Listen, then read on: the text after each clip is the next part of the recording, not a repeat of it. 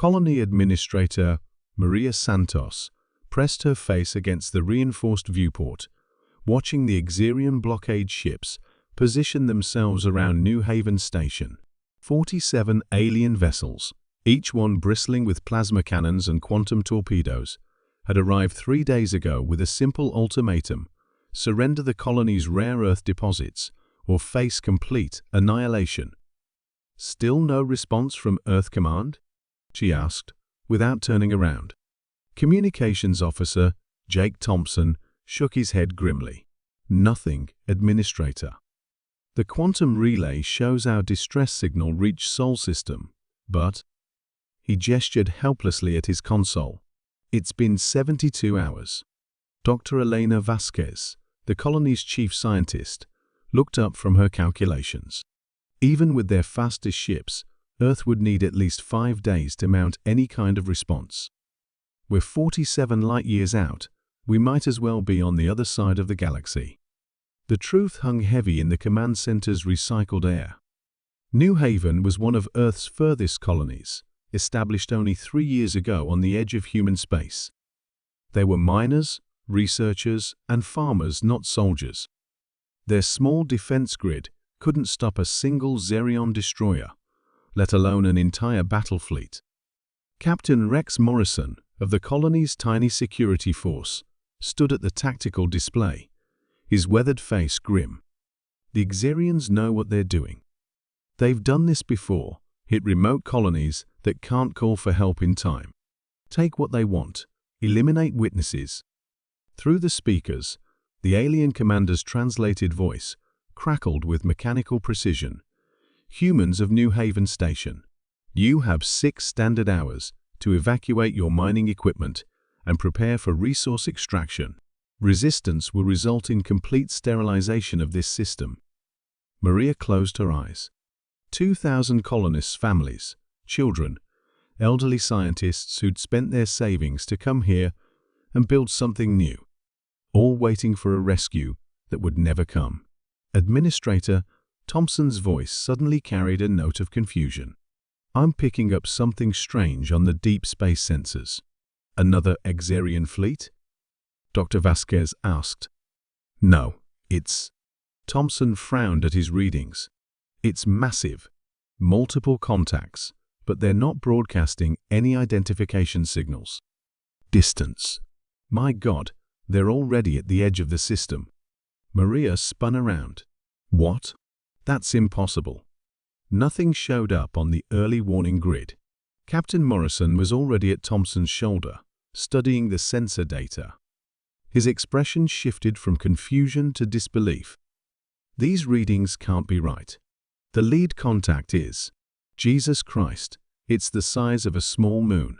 "Put it on the main display," Maria ordered. The view screen shimmered and resolved into a view of deep space near the system's outer planets. At first, there was nothing, just the usual star field. Then, like ghosts materializing from the void, shapes began to emerge from what had appeared to be empty space. Ships. Hundreds of them. The lead vessel defied comprehension. It was a massive dreadnought that dwarfed anything in human space, a kilometers-long mountain of gunmetal gray armor and weapon emplacements. Behind it came cruisers, destroyers, and carrier groups in perfect formation, their hulls bearing the blue and white markings of Earth's Navy. "Stealth fleet," Morrison whispered in awe. They'd been traveling dark this entire time. The communications array suddenly exploded to life with an incoming transmission. The voice that emerged was calm, professional, and carried the unmistakable authority of Earth's finest naval commander. "New Haven Station, this is Admiral Catherine Drake aboard the UES Retribution. Earth Command received your distress call. We apologize for the delay. Traffic was heavy getting here." Maria felt her knees nearly buckle with relief.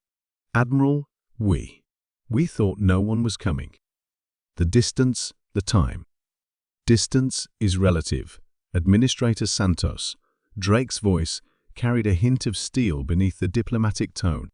"When someone threatens Earth's children, we make the time." The Axerian fleet had noticed the newcomers. Their ships were scrambling into defensive positions, clearly as shocked as the colonists. The alien commander's transmission cut across all channels. Unknown human vessels. You are vastly outnumbered. This system is under Axerian control by right of conquest. Withdraw immediately or face destruction. Admiral Drake's response was ice cold. Axerian fleet. You have 30 seconds to begin evacuation of this system. This is your only warning. The alien commander's translated laughter carried mechanical overtones. You field perhaps 200 ships against our 1,000-vessel armada. Your bravado is admirable but futile. 200? Drake sounded genuinely puzzled. Computer, please display current fleet strength for our Axerian friends. What happened next? Redefine Maria's understanding of human military capability. The space around New Haven exploded with new contacts as ship after ship decloaked from advanced stealth systems. The empty space between planets revealed itself to be packed with Earth's most advanced warships. Dreadnoughts the size of cities materialized in perfect battle formation. Carrier groups deployed fighter wings that numbered in the thousands. Specialized assault ships designed for planetary siege took up bombardment positions. The sensor readings became meaningless. There were simply too many ships to count. Current fleet strength, 3,417 vessels. The computer announced with mechanical precision. Deployment includes 7th, 9th, and 12th battle groups, plus specialized deep space response units. The silence from the Axerian fleet was deafening. Dr. Vasquez stared at the display in shock. How did they get here so fast? And how did they hide an entire armada? Thompson was frantically checking his instruments. Administrator, I'm reading some kind of exotic matter signatures throughout the fleet. These ships, they're not using conventional FTL drives. Admiral Drake's voice returned, now addressing the entire system. For the record, the Axerian commander was incorrect about our numbers. However, he was correct about one thing: we are vastly outnumbered. Earth Command is currently fielding 7 full battle fleets in this operation.